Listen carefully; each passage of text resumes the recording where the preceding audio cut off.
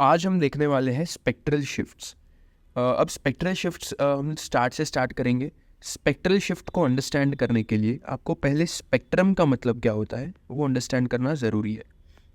अगर किसी भी कंपाउंड के लिए हम इसे यूवी में पर्टिकुलरली स्टडी करने वाले हैं, तो अब लेट्स से किसी भी कंपाउंड में आप अगर एक कंपाउंड लेते हैं और उसका ये ग्राफ प्लॉट करते हैं जिसमें आपके पास एब्जॉर्बेंस है और यहाँ पर वेवलेंथ है। ओके, तो यूजुअली आपको एक पर्टिकुलर कंपाउंड के लिए ऐसा कुछ ग्राफ मिलता है।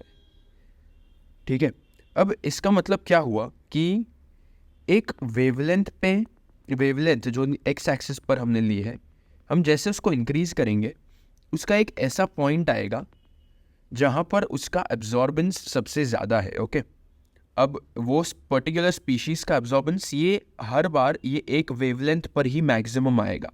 ओके, अब ये वेवलेंथ को कहा जाता है लैम्बडा मैक्स। ये लैम्बडा मैक्स होता क्या है, अगर इसे डिफाइन किया जाए तो उसका मतलब होता है wavelength eight which the absorbance of a particular species is maximum. ये लैम्बडा मैक्स का डेफिनेशन होता है। ओके, तो अब ये जो है, ये हमें जो ग्राफ मिला इसे स्पेक्ट्रम कहा जाता है, अब्जॉर्प्शन स्पेक्ट्रम। अब अगर हम देखें इसमें जो स्पेक्ट्रल शिफ्ट्स लिखा है, इसका मतलब ये है कि ये ग्राफ में कई बार चेंजेस आते हैं या शिफ्ट्स आते हैं जिससे ये ग्राफ अलग रूप में हमें दिखता है। Let's see so the various spectral shift that we are going to learn are, जो पहला है वो हिप्सोक्रोमिक शिफ्ट है और इसका ऑपोजिट जो है सेकंड वो है बेथोक्रोमिक शिफ्ट। हम एक्चुअली इसे अलग कलर में लिखेंगे बिकॉज उसका पर्टिकुलर नाम होता है। हम जो हिप्सोक्रोमिक शिफ्ट है उसको ब्लू कलर में लिखेंगे because it is blue shift as per definition.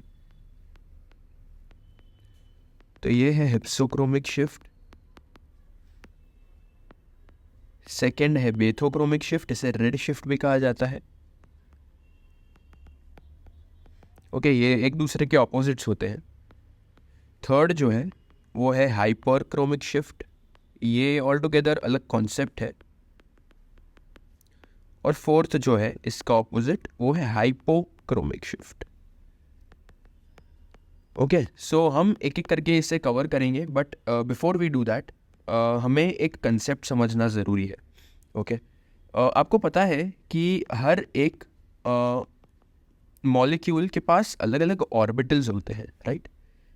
इसमें मेन जो ऑर्बिटल्स होते हैं सिग्मा, पाई और एन। सिग्मा होता है सिंगल बॉन्ड के केसेस में, पाई होता है डबल बॉन्ड के केसेस में, और ये है लोन पेयर्स। एन जो हम रिप्रेजेंट कर रहे हैं वो है लोन पेयर्स। ओके, अब ये सब हो गए बॉन्डिंग ऑर्बिटल्स। इसके अलावा हमारे पास एंटी बॉन्डिंग ऑर्बिटल्स भी होते हैं। एंटी बॉन्डिंग ऑर्बिटल्स के केस में हमारे पास मेन दो आते हैं जो है सिग्मा स्टार और पाई स्टार। ओके, ये हमारे पास ऑर्बिटल्स होते हैं अलग अलग। ओके, अब यूजुअली हम अगर इसे ग्राफ के फॉर्म में देखने जाए तो उसमें क्या होगा कि हम इसे पोटेंशियल एनर्जी में के सेंस में कंपेयर करेंगे, बिकॉज ये सब जो ऑर्बिटल्स होते हैं इनकी एनर्जीज अलग होती है। ओके, सो यूजुअली हम देखने जाए तो हमारे पास 5 ऑर्बिटल्स हैं। सो हम 5 लाइंस बना सकते हैं जो सबकी अलग अलग पोटेंशियल एनर्जीज दर्शाती है। ओके, सो इसमें हमारे पास सबसे लो एनर्जी पर जो है वो है सिग्मा, या सबसे लो एनर्जी यानी सबसे स्टेबल। ओके, सो ऐसे देखने जाए तो स्टेबिलिटी इंक्रीज होगी। ठीक है, तो सबसे कम एनर्जी और सबसे ज़्यादा स्टेबिलिटी होती है सिग्मा की, उसके बाद आता है पाई, उसके बाद यूजुअली एन, ये कभी कभी इंटरचेंजेबल भी होते हैं कि जो पाई है वो ज़्यादा एनर्जी पे है as compare to the lone pairs, but usually ऐसे दिखाया जाता है।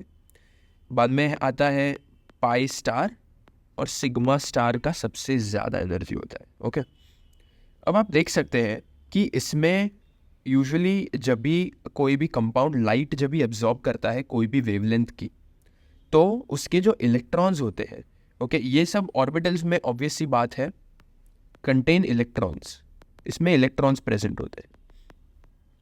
तो अगर कोई भी कंपाउंड अगर कभी भी कोई भी वेवलेंथ की लाइट एब्जॉर्ब करता है तो उसके इलेक्ट्रॉन्स जो है वो एक्साइट हो जाते हैं, यानी उनकी एनर्जी बढ़ जाती है, राइट। तो अगर हम यूवी की जो लाइट है उससे अगर इंसिडेंट करते हैं तो इसमें बहुत सारे ट्रांजिशंस पॉसिबल है, राइट। सो अगर देखे जाए तो सिग्मा से सिग्मा स्टार में जाए, राइट, वो सबसे ज़्यादा एनर्जी कंज्यूम करेगा। ठीक है, ये क्लियर हो रहा है कि ये पोटेंशियल एनर्जी का डिफरेंस दोनों में सबसे ज़्यादा है, यानी कि सबसे ज़्यादा एनर्जी लगेगी अगर एक इलेक्ट्रॉन को सिग्मा से सिग्मा स्टार ऑर्बिटल में भेजना हो। ओके, तो इसके अलावा अलग अलग हो सकते हैं, जैसे कि सिग्मा से अगर पाई स्टार में इलेक्ट्रॉन जा रहा है या पाई से पाई स्टार में जा रहा है, ये सब अलग अलग वेरिएशंस हो सकते हैं। अब यूवी का देखा जाए, यूवी का रेंज होता है, जो वेवलेंथ का रेंज वो होता है 200 से 400 नैनोमीटर्स। ठीक है, एंड यू ऑलरेडी नो, आपको पता होगा कि एनर्जी जो होती है वो इन्वर्सली प्रोपोर्शनल होती है वेवलेंथ के साथ किसी भी लाइट की। ठीक है, ये सब यूजुअली 12th में हो जाता है, लेकिन ये जस्ट रिविजन है सो दैट ये कंसेप्ट कंपैरेटिवली इजी हो जाए। तो आप देखोगे कि ये जो 200 से 400 है, इसका मतलब कि कंपैरेटिवली यूवी रेंज की एनर्जी काफ़ी ज़्यादा है, क्योंकि ये जो वेवलेंथ है बहुत कम है, right. Infrared and visible raise जो होती है वो काफ़ी हाई लेवल्स पे आती है, 800 के बाद विजिबल स्टार्ट होता है, राइट, और रादर 800 पे ख़त्म होता है, 400 से 800 पे विजिबल होता है, राइट। सो आप देख सकते हो कि एनर्जी काफ़ी ज़्यादा है, बट इसमें ये जो यूवी की रेज होती है, ये रेंज इतनी ही काबिल होती है ये चेंजेस करने में, जिससे कि ये पाई जो है वो पाई स्टार में कूद जाए और जो एन के इलेक्ट्रॉन्स है वो भी पाई स्टार में कूद जाए। So the possible transitions with the energy available at UV range, ये यूजुअली सिर्फ दो ही होते हैं, pi to pi star transitions और n to pi star transitions. ये दो ट्रांजिशंस यूजुअली देखे जाते हैं।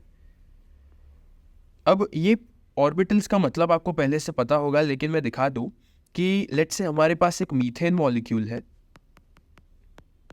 इसमें जो ये सिंगल बॉन्ड्स है, सिंगल बॉन्ड्स हमेशा सिग्मा होते हैं। हमारे पास लेट्स से फॉर्मल्डिहाइड का मॉलिक्यूल है, ये फॉर्मल्डिहाइड का फॉर्मूला होता है HC डबल बॉन्ड OH। इसमें जो ये बॉन्ड्स है सिंगल वो होते हैं सिग्मा, लेकिन इसमें जो डबल बॉन्ड्स है वो पाई है। ओके, पाई मतलब ये जो डबल बॉन्ड में से एक बॉन्ड है वो पाई बॉन्ड है। एंड साइमल्टेनियसली अगर हम वाटर के केस में देखने जाए तो उसमें हमें लोन पेयर्स दिखने मिलते हैं, ये होते हैं N। ये लोन पेयर्स जो आपको दिखेंगे वो N दर्शाते हैं। ओके, सो ये सब अलग अलग कंपाउंड्स होते हैं, और ये जो ट्रांजिशंस होते हैं ये यूवी रेंज में पॉसिबल होते हैं। Okay, so with this concept in mind हम आगे बढ़ सकते हैं अब हमारे फर्स्ट कंसेप्ट पर, जो है हिप्सोक्रोमिक शिफ्ट। अब हिप्सोक्रोमिक एक ब्लू शिफ्ट है, और ये एक लेफ्टवर्ड शिफ्ट है। अब ये जो सेकेंड टर्म मैंने बोली लेफ्टवर्ड शिफ्ट, इससे आपको समझ आ गया होगा कि हम अगर ये ग्राफ दोबारा बनाए जिसमें यहाँ पर था वेवलेंथ, इसे मैं लैम्बडा से लैम्बडा इससे बोलूँगा मैं, और ये है एब्जॉर्बेंस, और ये लेट से हमारे पास था ग्राफ, ओके, और स्पेक्ट्रम रादर। तो इस केस में क्या होगा, लेफ्टवर्ड शिफ्ट, यानी ये जो पीक है वो लेफ्ट तरफ शिफ्ट हो जाएगी। ओके, सो आप देख सकते हैं कि एब्जॉर्बेंस जो मैक्सिमम है वो इनका शिफ्ट नहीं हुआ है, दोनों सेम ही है। बट इस केस में देखोगे अगर आप, तो ये लैम्बडा मैक्स अलग है, और इस केस में अगर आप देखोगे तो ये लैम्बडा मैक्स चेंज हो गया है। लैम्बडा मैक्स यानी जो वेवलेंथ पर उसकी सबसे ज़्यादा एब्जॉर्बेंस है वो चेंज हो गया है। अब ये यूजुअली क्यों होता है? लेट्स से हमारे पास एक एनालाइट है जो है अमीन। ठीक है, हमारे पास एक एनालाइट है जो है अमीन, जो एब्जॉर्ब करेगा यूवी रेडिएशंस को। कोई भी रैंडम अमीन है, हम उसका जनरल फॉर्मूला ले लेंगे RNH। ठीक है, लेट्स से ये हमारा एनालाइट स्पीशीज़ है, लेकिन हम इसे डिसॉल्व कर रहे हैं इथेनॉल में। ये पहले और कोई सॉल्वेंट में था, बट हमने इसे निकाल कर इथेनॉल में डाल दिया। तो हम देख सकते हैं कि यहाँ पर हाइड्रोजन बॉन्ड फॉर्म हो सकता है। राइट, ये इथेनॉल है, और जनरलाइज करने के लिए ये एक पोलार सॉल्वेंट है, और ये एक अमीन है। अब आप देख सकते हैं कि अगर हमने एक अमीन यानी एक एनालाइट को पोलार सॉल्वेंट में डाला, तो उसके बीच में एक हाइड्रोजन बॉन्ड बना। अब ये हाइड्रोजन बॉन्ड से क्या होता है, ये H बॉन्ड जो है ये सिस्टम को स्टेबलाइज करता है। Right, make sense. ये जो बॉन्ड बनेगा वो सिस्टम को स्टेबलाइज करेगा, बिकॉज एक इंटरेक्शन हो रहा है सब स्पीशीज़ के बीच में। ये स्टेबलाइज करेगा, यानी हमने पहले जैसे देखा है कि एनर्जी इसकी डिक्रीज हो जाएगी। ठीक है, जो ये सिस्टम है उसकी एनर्जी डिक्रीज हो जाएगी। यानी हमें ये पता चल गया कि इसकी एनर्जी डिक्रीज हुई, यानी ये जो ग्राफ था उसमें जो N है उसके पास लोन पेयर होगा। राइट, और अगर हम देखने जाएं कि अगर इसे हम यूवी से एनालाइज कर रहे हैं तो हमें पता है कि उसके पास एक कॉन्जुगेशन तो होगा ही। राइट, उस कॉन्जुगेशन होगा यानी डबल बॉन्ड होगा ही, और डबल बॉन्ड होगा यानी पाई होगा ही, पाई ऑर्बिटल होगा ही। ये राइट, तो हम ये दो को कंपेयर कर सकते हैं, एक है N और एक है पाई। लेट्स से हम ले रहे हैं, ये है N, ये है पाई, और ये है पाई स्टार, जहाँ पर ये जो बॉन्ड है वो ये जो इलेक्ट्रॉन्स हैं वो ट्रांजिशन करेंगे। राइट, ये दो पॉसिबल ट्रांजिशन है ये सिस्टम में। तो इसका मतलब क्या हुआ कि अगर ये जो H बॉन्ड है इसने इसे स्टेबलाइज कर दिया है, इसका मतलब ये हुआ कि ये जो N है इसकी एनर्जी डिक्रीज कर गई। राइट, ये N है, ये नया N है अभी, जिसकी एनर्जी अभी डिक्रीज्ड है। ओके, ये जो लाइन थी ये पहले का N था, बट अभी ये डिक्रीज कर गया। इसका मतलब क्या हुआ कि आप देख सकते हैं कि इसमें जो गैप था, एनर्जी डिफरेंस था, ये पोटेंशियल एनर्जी है, और इसमें जो अब गैप है नए N के बीच में, ये इंक्रीज कर गया। ये गैप जो है इंक्रीज कर गया। ये मैं ऐसे नहीं दिखाऊंगा, ये थोड़ा कंफ्यूजिंग हो जाएगा। ये गैप जो है इंक्रीज कर गया। इसका मतलब क्या हुआ कि अगर इस ये जो N जो है नया ऑर्बिटल, उसको अगर अब पाई स्टार में जाना है तो इसको एनर्जी ज़्यादा लगेगी। Right, more energy will be required, ज़्यादा एनर्जी लगेगी इसको। अब हमने देखा हुआ है कि energy is inversely proportional to the wavelength. Right, तो अब एनर्जी इसको ज़्यादा लगेगी, यानी वेवलेंथ इसको कम लगेगी। अगर हमें यूवी जो इरेडिएट कर रहे हैं हम उसमें वेवलेंथ कम लगेगी, in order for the electrons in N to jump to pi star. Right, अब इसके लिए अगर वेवलेंथ कम लगेगी, उसका मतलब ये shift. So you see how एक पोलार सॉल्वेंट की वजह से ये जो स्टेबलाइज हुआ सिस्टम, उसकी वजह से ये एनर्जी का गैप बढ़ गया।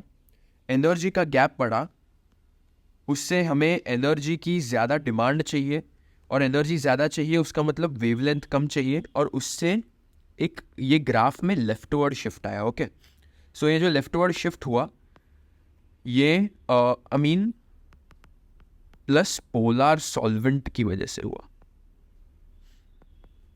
ओके, सो इसका मतलब क्या है कि हिप्सोक्रोमिक इफेक्ट जो है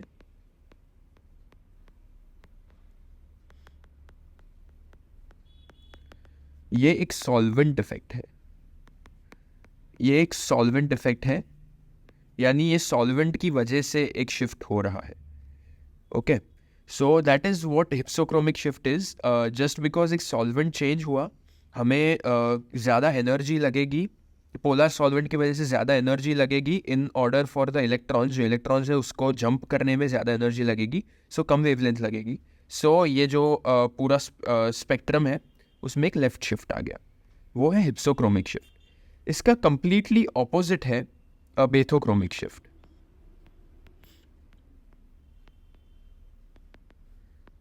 ठीक है, अब यूजुअली क्या होगा कि लेट्स से कि हमारे पास जो स्पेक्ट्रम है यहाँ पर, ये हमारे पास जो नॉर्मल था वो है, ये जो हमारे पास हिप्सोक्रोमिक शिफ्ट आया उसका ग्राफ है, और ये हमारे पास जो इवेंचुअली बेथोक्रोमिक शिफ्ट आएगा जो कि राइट वर्ड शिफ्ट होता है, यहाँ पर लिख देता हूँ मैं राइट शिफ्ट, इसकी वजह से ये राइट में शिफ्ट हो जाएगा, राइट। सो ये ओवरऑल ग्राफ है। अब इसका मतलब क्या हुआ कि हमने पहले के एग्जाम्पल में जैसे देखा कि ये एक पोलर सॉल्वेंट की वजह से हुआ, राइट। इसका मतलब क्या है कि अगर ये इस तरफ शिफ्ट कर रहा है, जैसे जैसे हम इस तरफ जा रहे हैं, ये जो है ये लेस पोलर सॉल्वेंट होगा,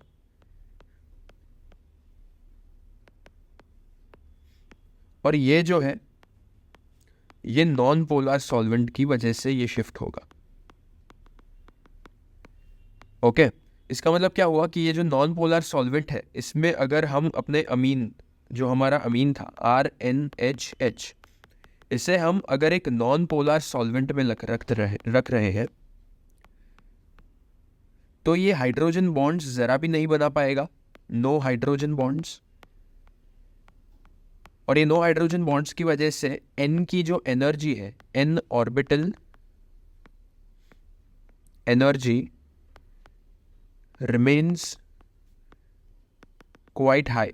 ठीक है, ये एनर्जी मेंटेन रहेगी क्वाइट हाई, इसका मतलब यहाँ पर ही रहेगी।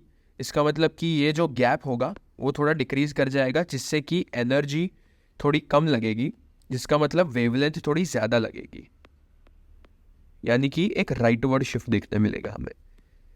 ठीक है, अब ऐसा नहीं है कि यूजुअली ऐसा नहीं है कि अगर जो सॉल्वेंट हम यूज़ कर रहे हैं उसकी पोलैरिटी पे ही डिपेंड करेगा, उसके एसिडिक या बेसिक नेचर होने पे भी बेथो और हिप्सोक्रोमिक शिफ्ट देखने मिलते हैं हमें।